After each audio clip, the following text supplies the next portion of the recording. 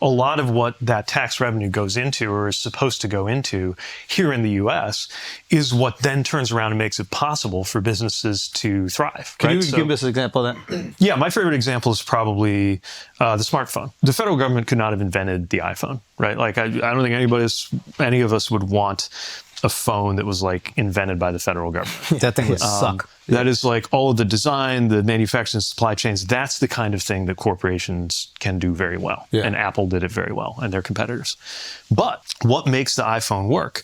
Well, among other things, the internet. The internet was literally invented by a federal research project. And it would never have been possible to invent the internet with a private company because you wouldn't have got the kind of capital return, even though it's a $1 trillion idea or a multi-trillion dollar idea. You know, companies can do multi-billion dollar ideas, but a $1 trillion idea like inventing the internet, that requires basic research. And that's the kind of thing the government's supposed to do, among many other things. It requires basic research? What does that mean? Yeah, by basic research, I mean things that are so fundamental that you actually don't know for 50 or 100 years if they're going to have a return. They might never work out. Oh, right? Yeah. You can't look at it as this thing is going to be profitable. It has to be So it's different benevolent from endeavor for society. Yeah, it's different from research on like a pharmaceutical company researches a new medication, expecting that they're going to there's going to be a return in the next 10, 20 years. Right, at least kind of within the kind of profit horizon. Yeah. But public parks is another version of this and stuff like that. Yeah, you can't privatize the public park. Right. This is the whole idea of public goods. Right? This is why we have governments, why we collect taxes. God, we're turning into such libs already, dude.